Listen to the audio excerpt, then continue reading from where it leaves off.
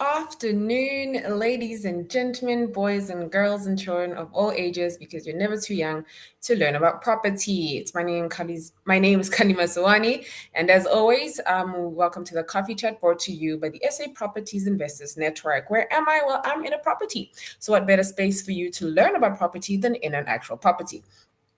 As always, the first thing that we need to be discussing is events. For those of you who are joining us for the very first time, welcome, welcome, and welcome. And for those of you who are regulars, thank you as always for joining us. As always, we have a lot of events. We have quite a few events that I'm going to be giving the rundown for this month. As we're coming close to February, we are going to be having a 2-day practical property workshop in Pretoria. Yes, all of my Pretorians, it's on the 2nd and 3rd of March. We are also going to be having a free workshop, and that's going to be happening in Johannesburg. That's on the 9th of March. And then lastly, we are also going to be having deal nights. All these events I'm talking about are actually in the chat box. So now we're going to be having our guest. It is a gentleman by the name of Marnes, and he is going to be joining us from Tim Build, and we're going to be discussing renovations. Just renovations. As property owners, we know that this is something that is very dire, but we're going to be actually making it a lot easier and a lot less scary. So ladies and gentlemen, please help me welcome Marnes. How are you, sir? Good in yourself. Thanks, Colleen. Thanks for the opportunity to have another coffee chat. Fantastic. So, ladies and gentlemen, any questions you have for Marnes from Tim Build, please put them in the chat box. As I mentioned before, just put them in the chat box and he'll be able to answer those for you. So, Marnes, as you mentioned, renovations, this can be a very scary fact for individuals. And you as Tim Build try to help people go through the transition of renovating their homes and their houses in a less scary manner. So, as always, we have questions that have already been put through, and these are some of the ones that we're going to be asking you before we let our people who are watching us answer these questions. And I think this is just prevalent for most people in terms of renovating. Like, what can you do, what can you not do? So I think the first one people always want to know is, what permits or approvals are typically required for renovation projects? Like, how do you ensure compliance? Yeah, so obviously we are a lot focused on kitchens and cabinetry. So I'm only talking out that perspective. But yeah, I think in terms of building, there's a lot of regulations that one has to adhere to. We don't have that lot of info about that, but if we have a look about or have a look at kitchens, um, the two primary ones is obviously two COCs. The one is gas, if you have gas, and the electrical COC. But further in terms of renovations, I think that's the big beauty of South Africa as well, is that yeah, I think the compliance of the gas and electricity is quite important. But in terms of cabinetry and in terms of kitchens and woodwork, there's not that much regulations, which give you the opportunity, and it frees you up to be able to do whatever you like in your renovation space. Okay, well, that's good that we know that compliance, is something that is very important to those at Tim Build, and I think it's less scary for people. Um, and this one is very, very important, and it's discussing. Can you provide recommendations for like cost-effective yet high-quality materials? In order for you to do renovations, because renovations are expensive, whether we Yeah. want to admit it or not. They are expensive. So what would be like some of the cost effective ways that people can action renovations? Yeah, I think if you in that space where you busy renovating, I think the focus always is to save some money here and there. There's also the negative part in that, where you try and to save a buck or two, or rand or two here and there, and then in the end that's the place where the quality is not up to standard. So I think for me, because we're in the game, we also have a slogan: measure twice, and cut once. So preferably do a proper job, get yourself ready, make sure that everything's in place. But yeah, I think there's a lot of products out there. There's a lot of opportunities to save some money, to get high quality materials. Yeah, and I think usually you get what you pay for. But yeah, I think the best way to do it is to pull in a professional in whatever part of the renovation is, whether it's building, whether it's tiling or painting, or kitchens and cabinetry. I think my suggestion always is to make sure that you get a professional in to give you that advice. And they most of the time also have the contacts to say, listen, yeah, this is the best quality, yeah, quality for the amount of money products that you're purchasing. Hmm. And speaking about costing, I think another thing that people are definitely looking into is just being eco-friendly. Yeah. Going green. People are going off grid and things like that. And is that something that Tim Build provides? And do you have what is the approach for sustainability and energy efficiency when it comes to renovations? Yeah, I think obviously there's a big drive going in the world at the moment about energy efficiency. I think because we work with wooden products, it is a renewable product. It's a renewable yeah, way of how we manufacture the cabinets, the way that we manufacture it, and how we procure it. So yeah, I think obviously the big drive is in terms of electricity, and I think in that the appliances that you buy that goes into the kitchen, the appliances that you buy that go into your scullery or your laundry, that's the biggest place where I believe the energy efficiency you make a difference. I also think there is products out there that like bamboo, that people say is more eco-friendly, but that's all comes with a price. And I think at the moment the fact that we in the industry that we work with that we work with a natural product gives us that edge in terms of eco-friendliness. Okay, so I see that you guys are very efficient in terms of eco-friendly, but I think another thing, especially when it comes to renovations, be it kitchens or bathrooms, anything like that, is usually just like knowing what's going on, and sometimes contractors don't do that. So, Yeah. like, what communication channels do you establish, with homeowners throughout the renovation process in order to keep them informed? Mm. I think I know there's a lot of frustration in that. I think sometimes the renovator themselves want to be the project manager, and want to work with everyone directly. I think the best way that we've seen to handle it is, um, we have a client that we talk to, we have a client that we deal with, and we try and aim to have the best way of communication possible. We have communication streams via mail, via WhatsApp, um, and normal calls. And I think it depends on each of the contractors, it depends on each of the business models, but we strive on saying, well, the communication is always open. Any questions that you have, you can ask us. And because we're in the business and because we're in the industry, we like to give that advice in terms of what the mistakes that we've made in the past, and yeah, trying to stop clients from making those same mistakes. So using Mm. knowledge to cancel out those mistakes. Yeah.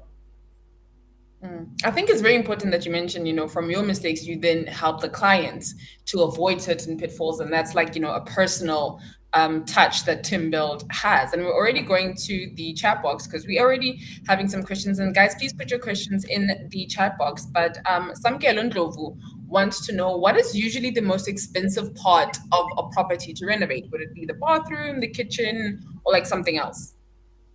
I think that depends on each individual. I think there's some people that like a more high-end bathroom. I think other people like a more high-end kitchen. But we've actually seen through the years that yes, So there's two things that sells your house, and that's your kitchen and your bathrooms. So yeah, Mm-hmm. Mr. Ndlovu is quite right in the two options that he's given there, bathrooms and kitchens. Yes, it allows for more um, investment in that, and Mm-hmm. but it also adds to the value of the property. So yes, kitchens and bathrooms um, does take away most of the budget. Okay. Another question that we have is that how do you ensure quality control before and during your projects?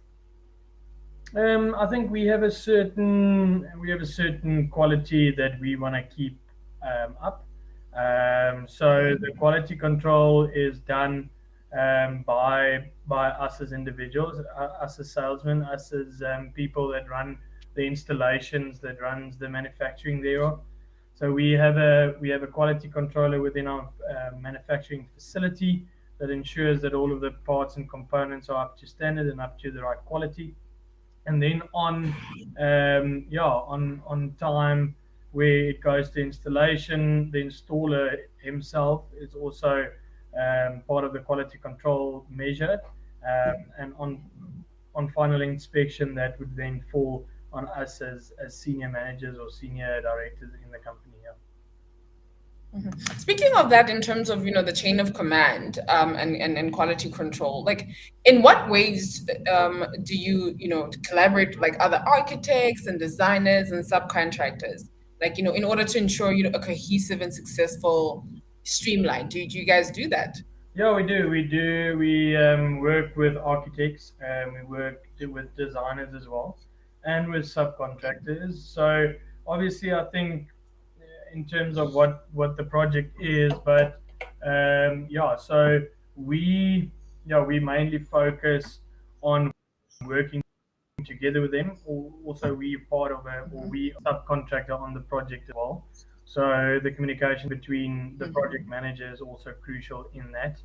But yeah, we work with them. We work with architects. We work with designers, subcontractors, and everyone involved in construction and renovations in essence. Okay, okay, that's great in terms of sourcing everybody. We have another question from Intaki, and he wants to know, how do you manage contractors? Like, do you make sure they don't run away with your money, and to finish on time and on budget? Yeah, I think that's a tough one. I think we try and ensure that you do your relevant checks and make sure that the contractor is actually a legit contractor. We also then prefer working on a deposit system, and to make sure that yes, most of the money that has been paid has been done in terms of work. But yeah, we I think the main point in that is to make the right selection in terms of contractors. So getting several quotes, and all of the quotes being here and there the same, but one being very cheap or more cost effective. That also gives you some kind of indication saying, well, is this a legit contractor? And then follow up on references. You as the renovator have the right to ask references, and follow up on that, and find out about the people that you're looking to employ or to do the work. Hmm. So I think what people honestly want to know, and I think this is coming from somebody, from establishment like Tim Build, and that's what are the like most important things that you would advise people to check or to look out for when it comes to renovations? Yeah, well, that's a yeah, it's a great question. I think service providers are the first one. Hmm. I think um, yeah, for us being in the industry, I think there's a lot of people taking chances.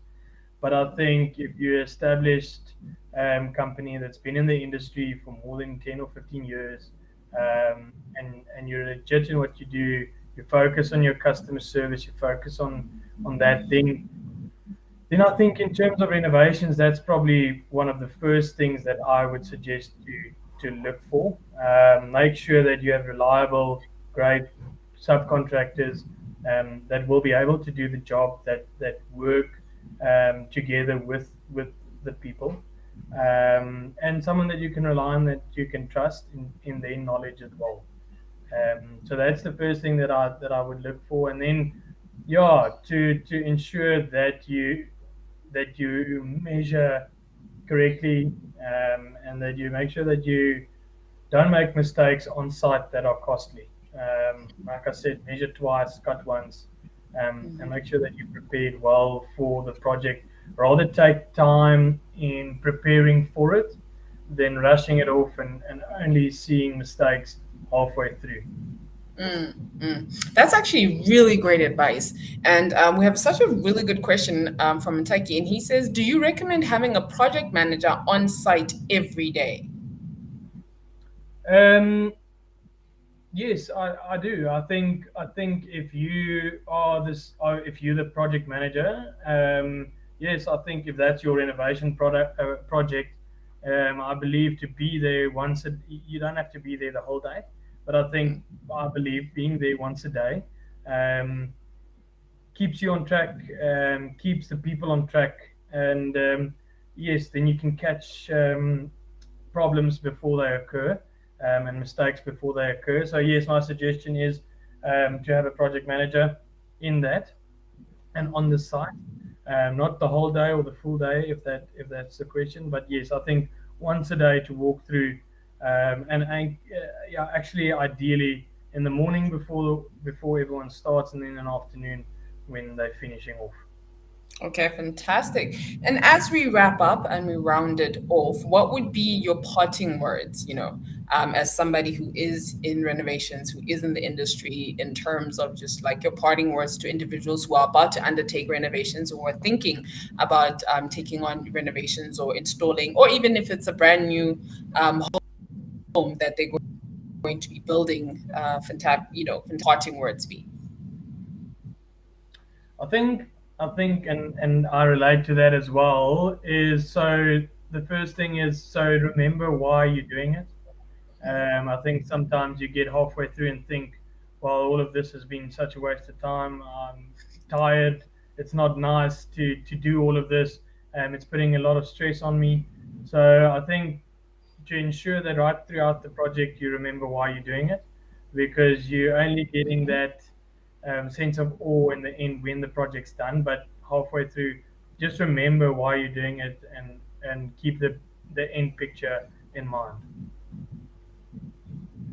Okay, that's fantastic. Ladies and gentlemen, as we said, Marnes from Tim Build. So he is your guy if you want any sort of renovations, kitchens, taps, anything regarding that. Please contact support. The link is in the chat box, and we'll make sure to get you a hold of Marnes. Marnes, as always, thank you so much for joining us and imparting your knowledge in terms of renovations onto our viewers. Thank you. No problem at all. Thank you for the time, and thank you for me, or that I could be part of the chat. Okay, awesome. Thank you so much for that. Righty then, ladies and gentlemen, before we part ways, I just need to give you an update of all of the events that we're currently having. As always, the link is in the chat box. It is on our website. So please go get your tickets and go find out which day the event is happening. And as I said, for March, we're actually quite busy. On the 2nd and 3rd, we're going to be in Pretoria doing a 2-day practical property investing workshop. Then on the 4th of March, we're having a coffee chat. Naturally, on the 9th, we're having a free workshop. Yes, you heard right, a free workshop. And then on the 12th of March, we're having a support webinar. The link is in the chat box. Then on the 13th, we have deal night. But unfortunately, this is invite only. So check your emails to see if you get an invite to this one. Pietermaritzburg, we're going to be seeing you on the 14th of March. And also, we're going to be having a Cape Town networking event on the 21st of March.